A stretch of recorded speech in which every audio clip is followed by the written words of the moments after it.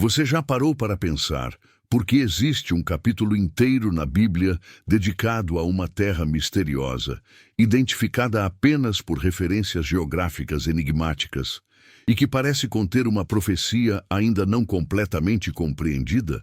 Isaías 18 é considerado por estudiosos bíblicos um dos textos mais intrigantes e debatidos de todo o Antigo Testamento. Hoje vamos mergulhar neste mistério que atravessa milênios, e o que você descobrirá vai conectar geografia antiga, descobertas arqueológicas fascinantes e uma mensagem profética que pode estar se cumprindo diante dos nossos olhos. Imagine por um momento estar em Jerusalém, por volta de 720 anos antes de Cristo. O profeta Isaías recebe uma visão que começa com palavras que soam quase como um enigma. Ai da terra do zumbido de asas, que está além dos rios da Etiópia. A palavra hebraica usada aqui para zumbido é tseltsal, que literalmente significa um som vibrante, zunindo, como o bater de asas de insetos. Arqueólogos e linguistas debatem há séculos: que terra é essa?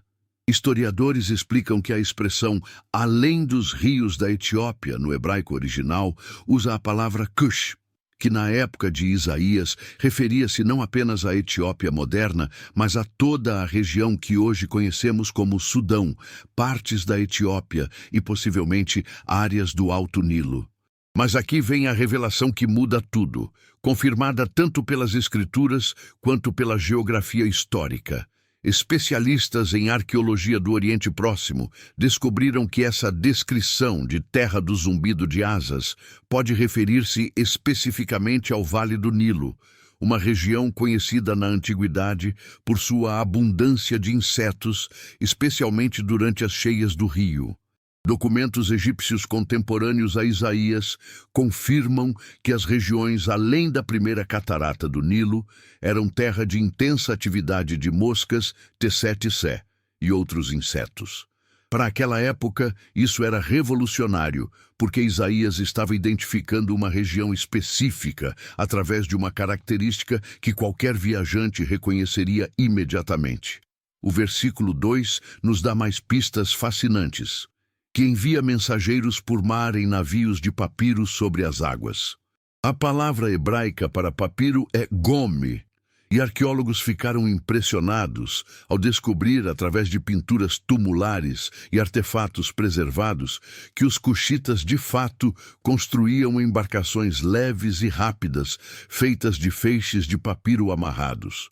Engenheiros navais modernos explicam que essas embarcações, apesar de parecerem frágeis, eram ideais para navegar tanto as águas calmas do Nilo quanto para fazer travessias costeiras no Mar Vermelho. Recentes escavações no Sudão revelaram docas antigas e restos dessas embarcações, confirmando a precisão histórica da descrição de Isaías. Mas o que realmente intriga especialistas é o versículo que segue: Ide, mensageiros velozes, a um povo de alta estatura e de pele lustrosa, a um povo temível desde o seu princípio, uma nação poderosa e esmagadora, cuja terra os rios dividem. No hebraico original, a expressão traduzida como alta estatura vem de mashak, que significa literalmente esticado ou alongado. Antropólogos culturais revelam que os núbios e cuxitas da antiguidade eram conhecidos em todo o Oriente Próximo por sua estatura impressionante. Documentos egípcios, assírios e mesmo gregos posteriores fazem referência à altura e à aparência física distintiva desses povos. A expressão pele lustrosa no original hebraico é morá, que pode significar tanto polida quanto bronzeada pelo sol. Uma descrição que se encaixa perfeitamente com as representações artísticas cuxitas encontradas em tumbas egípcias e relevos assírios. Para entendermos isso, precisamos saber que naquela época as pessoas do reino de Cush eram consideradas guerreiros formidáveis. Historiadores explicam que entre 800 e 700 a.C., os cuxitas não apenas resistiram aos poderosos exércitos assírios, mas chegaram a conquistar e governar o próprio Egito, estabelecendo a 25ª dinastia faraônica. Comparando com outras civilizações contemporâneas, vemos que pouquíssimas nações conseguiram tal feito militar e político. O contexto cultural explica que Isaías estava escrevendo durante um período em que Judá considerava fazer alianças com o Egito cuxita contra a ameaça assíria, tornando esta profecia ainda mais relevante para seus contemporâneos. Mas aqui está o que mais impressiona. Tanto a verdade espiritual quanto as descobertas modernas confirmam que havia algo profeticamente significativo sobre esta terra distante. O versículo 3 declara: Vós, todos os habitantes do mundo e moradores da terra, quando se arvorar a bandeira nos montes, vede, e quando se tocar a trombeta, ouvi. A palavra hebraica para bandeira é nes, que significa um estandarte elevado, um sinal visível. No contexto cultural antigo, erguer uma bandeira nos montes era como enviar uma transmissão mundial, o método mais eficaz de comunicação de longa distância disponível. Especialistas em estudos proféticos explicam que Isaías 18 contém uma estrutura única, é simultaneamente uma mensagem para uma nação específica e um chamado universal. O versículo 4 nos dá uma das imagens mais poéticas e misteriosas. Porque assim me disse o Senhor: estarei quieto, olhando desde a minha morada, como o ardor do sol resplandecente depois da chuva, como a nuvem do orvalho no calor da sega. No hebraico original, estarei quieto vem de shakat, que não significa inatividade, mas sim uma quietude observadora, uma paciência estratégica. Arqueólogos descobriram que a vida cotidiana na agricultura antiga dependia totalmente dessas observações climáticas. O calor após a chuva determinava o sucesso da colheita. Geólogos descobriram que o padrão climático descrito aqui, o calor intenso após as chuvas, o orvalho durante a colheita, corresponde exatamente ao clima característico da região do Alto Nilo e da Etiópia, onde as chuvas sazonais do Planalto Etíope alimentam o Nilo e criam condições agrícolas únicas. Para aquela sociedade, isso significava que Deus estava usando uma linguagem que eles entenderiam imediatamente, a linguagem da observação agrícola paciente que precede a ação decisiva. O versículo 5 traz uma reviravolta dramática. Porque antes da cega, quando já a flor for perfeita, e depois da flor, a uva verde começar a amadurecer, então cortará ele os sarmentos com a podadeira e tirará e arrancará os ramos. Especialistas em viticultura antiga explicam que este é um processo específico. A poda que acontece quando a videira já mostrou seu potencial, mas antes da colheita final. No contexto profético, linguistas bíblicos explicam que isso representa julgamento divino que vem exatamente no momento certo, não precipitadamente nem tarde demais. Mas o versículo 7 contém talvez o elemento mais extraordinário e debatido de todo o capítulo. Naquele tempo, será levado um presente ao Senhor dos Exércitos de um povo de alta estatura e de pele lustrosa, de um povo temível desde o seu princípio, uma nação poderosa e esmagadora, cuja terra os rios dividem, ao lugar do nome do Senhor dos Exércitos, ao Monte Sião. A palavra hebraica para presente aqui é shai, que não significa apenas um presente qualquer, mas uma oferenda de homenagem, um tributo de reconhecimento. Por séculos pensávamos que isso era apenas uma profecia simbólica, até descobertas arqueológicas revelarem registros históricos de delegações cuxitas e etíopes visitando Jerusalém em diferentes períodos. Hoje sabemos que essa região era conectada a Jerusalém por rotas comerciais antigas, que arqueólogos mapearam através de achados de cerâmica, moedas e inscrições. A distância entre o coração do território cuxita e Jerusalém era de aproximadamente 1.800 a 2.000 quilômetros, uma jornada que na época levaria entre 2 e 3 meses por caravana terrestre, ou menos tempo usando a rota do Mar Vermelho em navios de papiro. Antropólogos culturais revelam que fazer tal jornada para apresentar tributo era considerado um ato de extrema significância política e espiritual. Mas aqui vem a revelação que arqueólogos e teólogos debatem apaixonadamente. Quando exatamente esta profecia se cumpriu ou se cumprirá? Documentos do período do Segundo Templo mencionam peregrinos etíopes. O livro de Atos, capítulo 8, narra o encontro de Filipe com o eunuco etíope que estava voltando de Jerusalém, um oficial da rainha da Etiópia que havia ido adorar em Jerusalém. Historiadores explicam que isso demonstra uma tradição já estabelecida de etíopes peregrinando ao Monte Sião. Mas muitos estudiosos acreditam que o cumprimento completo ainda está por vir. Recentes escavações revelaram que a antiga Núbia e o reino de Cush tinham uma civilização muito mais avançada do que historiadores anteriormente imaginavam.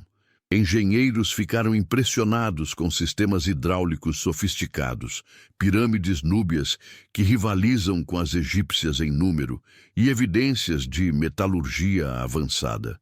O contexto cultural explica que esses não eram povos primitivos, mas civilizações complexas com escrita própria, arquitetura monumental e estruturas sociais elaboradas. A palavra original revela um significado que transforma nossa compreensão do capítulo inteiro. Quando Isaías diz ai no início, a palavra hebraica oi pode ser tanto um lamento quanto uma chamada de atenção. Ouçam ou prestem atenção. Não é necessariamente um juízo negativo, mas um anúncio de algo significativo. Especialistas em hebraico bíblico explicam que esse mesmo termo é usado em contextos de anúncios importantes, não apenas de julgamento. E aqui está o mistério que continua intrigando estudiosos até hoje. Isaías 18 não menciona destruição final para esta terra, ao contrário de muitas outras profecias contra nações. Em vez disso, termina com a promessa de que este povo, descrito em termos tão específicos e quase admirados, trará presentes ao Senhor. Comparando com outras profecias de Isaías contra nações vizinhas, Babilônia, Assíria, Moabe, Damasco, vemos um tom completamente diferente. Há julgamento, sim, mas também restauração e inclusão. Arqueólogos descobriram inscrições cristãs primitivas na Etiópia e no Sudão que datam dos primeiros séculos da era cristã, confirmando que essas terras de fato se voltaram para o Deus de Israel. Hoje essa região é conhecida como berço de uma das mais antigas tradições cristãs contínuas do mundo, a Igreja Ortodoxa. Etíope remonta ao século IV depois de Cristo, mas suas raízes podem ser ainda mais antigas, conforme sugerido pelo relato de Atos 8. Para aquela época, a ideia de que povos das extremidades da terra conhecida viriam adorar ao Deus de Israel era revolucionária. Especialistas em teologia bíblica explicam que Isaías 18 se encaixa perfeitamente no tema mais amplo de Isaías, que a salvação de Deus eventualmente alcançaria todas as nações, não apenas Israel. Por séculos, pensávamos que isso era apenas esperança poética, até a história demonstrar o cumprimento literal através da expansão do cristianismo. O versículo 6, frequentemente negligenciado, oferece uma imagem poderosa. Serão deixados juntos para as aves dos montes e para os animais da terra, e as aves passarão o verão sobre eles, e todos os animais da terra passarão o inverno sobre eles. No contexto cultural da época, isso era uma imagem de desolação temporária, não permanente. Um campo deixado em pouso não é um campo abandonado para sempre, mas um campo sendo preparado para nova plantação. Arqueólogos explicam que as técnicas agrícolas antigas incluíam períodos deliberados de descanso da terra. Imagine-se naquela época, quando Isaías proclamava essas palavras. Jerusalém estava cercada por ameaças, os assírios ao norte, prontos para destruir nações inteiras. Alguns em Judá defendiam aliança com o poderoso Egito cuxita. Mas Deus, através de Isaías, estava dizendo algo mais profundo. Eu tenho meus próprios planos para todas as nações, inclusive para essas terras distantes que vocês veem como potenciais aliados militares. Não confiem em exércitos humanos, por mais impressionantes que sejam. Confiem em mim. Mas o que arqueólogos descobriram recentemente mudou nossa compreensão de como essas profecias eram preservadas e transmitidas. Entre os manuscritos do Mar Morto, encontrados em Qumran, havia cópias de Isaías extraordinariamente bem preservadas, datando de aproximadamente 200 anos antes de Cristo, mais de 500 anos após Isaías ter escrito. A precisão textual demonstra o cuidado meticuloso com que essas palavras proféticas eram guardadas. Há 3.000 anos, as pessoas dependiam de mensageiros físicos atravessando desertos e mares para comunicar mensagens importantes. Hoje nós transmitimos informações instantaneamente ao redor do globo, mas a verdade de Deus permanece inalterada. Ele observa todas as nações, conhece cada povo e tem propósitos específicos que vão além da nossa compreensão imediata. A quietude estratégica de Deus não é indiferença, mas sabedoria infinita esperando o momento preciso. Especialistas em estudos de cumprimento profético explicam que algumas profecias têm múltiplas camadas de cumprimento. Um cumprimento próximo no contexto histórico imediato e cumprimentos progressivos ou finais ainda por vir. Isaías 18 pode muito bem ser uma dessas profecias de múltiplas camadas. Vimos cumprimento parcial através da história, mas o versículo 7 continua ecoando através dos séculos. Um dia, representantes daquelas terras trarão oferendas, não por obrigação política, mas por reconhecimento genuíno do Senhor dos Exércitos. E aqui está a verdade, que conecta aquele tempo antigo ao nosso. Deus nunca foi um Deus tribal, limitado a um povo ou região. Desde o início, seu coração abraçava todas as nações. Isaías 18 é uma janela para esse coração universal. Quando Deus descreve este povo distante em termos tão específicos e detalhados, sua aparência física, sua terra cortada por rios, seus navios de papiro, sua força militar, não é com desdém, mas com o conhecimento íntimo de um Criador que ama toda a sua criação. Para entendermos o significado completo, precisamos saber que naquela época as pessoas pensavam em termos de deuses territoriais. Cada nação tinha seus próprios deuses, limitados geograficamente. Mas o Deus de Israel estava declarando através de Isaías: eu observo e conheço povos que vivem a milhares de quilômetros de Jerusalém. Eu vejo suas características únicas, conheço sua geografia, entendo seu contexto e tenho planos para incluí-los na minha história de redenção. Recentes estudos de antropologia bíblica revelam que a dispersão da fé abraâmica para a África não foi um acidente histórico, mas estava prenunciada nestas antigas profecias. A conversão do eunuco etíope em Atos 8, tradicionalmente considerada um evento isolado, pode ter sido parte de um padrão profético muito maior estabelecido séculos antes em Isaías 18.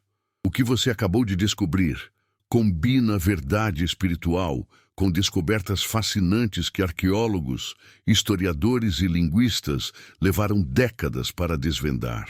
Isaías 18 não é apenas uma profecia obscura sobre uma terra distante, É um testemunho do alcance universal do amor de Deus, preservado com precisão histórica impressionante através de milênios. Cada detalhe que parecia enigmático se revela, sob exame cuidadoso, notavelmente preciso. Se esta revelação histórica e espiritual tocou seu coração, como tocou o meu, quando descobri essas verdades que Deus preservou através dos séculos, compartilhe com alguém que precisa entender que o Deus da Bíblia não é um Deus distante e desinteressado, mas um Deus que conhece cada povo, cada terra, cada detalhe da sua criação. Ele observa com paciência estratégica, esperando o momento certo para agir, e convida todos os povos, das terras mais próximas às mais distantes, a virem ao Monte Sião, não como conquistados, mas como adoradores voluntários. A pergunta que Isaías 18 nos deixa não é apenas sobre uma terra antiga, além dos rios da Etiópia. A pergunta é pessoal. Você reconhece que esse mesmo Deus, que observava pacientemente, esperando o momento perfeito para agir na história das nações, também observa sua vida com o mesmo cuidado? Que ele conhece seus detalhes específicos, sua história, seus desafios, seu contexto, com a mesma precisão que conhecia os cuxitas antigos? E que ele tem um propósito para trazer você também ao seu Monte Santo, não por força, mas por revelação do seu amor, que o Senhor Jesus Cristo, aquele que veio para que todas as nações, das terras do norte às terras do sul, do oriente ao ocidente, pudessem ter acesso ao Pai. Abençoe você com a compreensão profunda de que você faz parte desta história de alcance universal. Que a paz de Deus, que observa com paciência estratégica, mas age no momento perfeito, guarde seu coração e sua mente. Que você nunca se sinta distante demais, diferente demais ou insignificante demais para o Deus que conta os cabelos da sua cabeça, com a mesma precisão que contou os rios que dividem terras distantes. E que sua vida seja uma oferenda voluntária, um presente levado ao Monte Sião, não por obrigação, mas por amor genuíno ao Senhor dos Exércitos, para a glória eterna de Deus Pai, que desde o princípio planejou incluir você na sua história de redenção. Amém.